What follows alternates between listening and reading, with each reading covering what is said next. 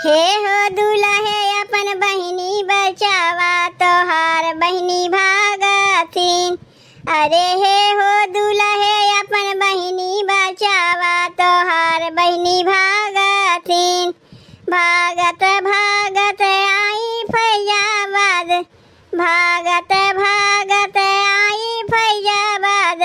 खाई है बुनिया देखाई अपन गुनिया तोहार बहिन भागथिन। अरे खाई है बुनिया देखाई अपन गुनिया तोहार बहिन भागथिन। हे हो दुल्हे अपन बहिनी बचावा तोहार बहिनी भागथिन। अरे हे हो दुल्हे अपन बहिनी बचावा तोहार बहिनी भागथिन। भागत भागत आई अयोध्या, भागत भागत आई अयोध्या। खाई है बर्फी देखाई अपन गर्मी तोहार बहिन भागथिन। अरे खाई है बर्फी देखाई अपन गर्मी तोहार बहिन भागथिन। हे हो दुल्हे अपन बहिनी बचावा तोहार बहिनी भागथिन। अरे हे हो दुल्हे अपन बहिनी बचावा तोहार बहिनी भागथिन। गर्मी देखाई पेटवा फुलाई, गर्मी देखाई पेटवा फुलाई।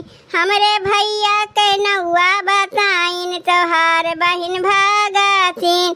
अरे हमरे भैया के नौआ बताइन तोहार बहिन भागथिन। हे हो समधी अपन बहिनी बचावा तोहार बहिनी भागथिन। अरे हे हो समधी अपन बहिनी बचावा तोहार बहिनी भागथिन।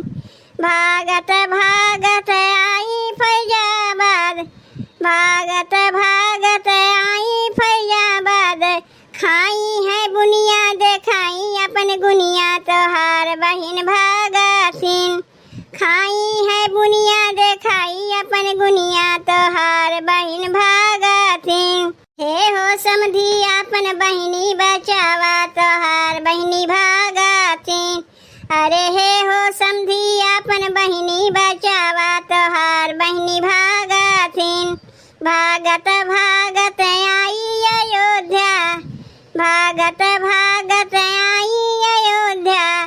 खाई है बर्फी देखाई अपन गर्मी तोहार बहिन भागथिन। अरे खाई है बर्फी देखाई अपन गर्मी तोहार बहिन भागथिन। हे हो समधी अपन बहिनी बचावा तोहार बहिनी भागथिन।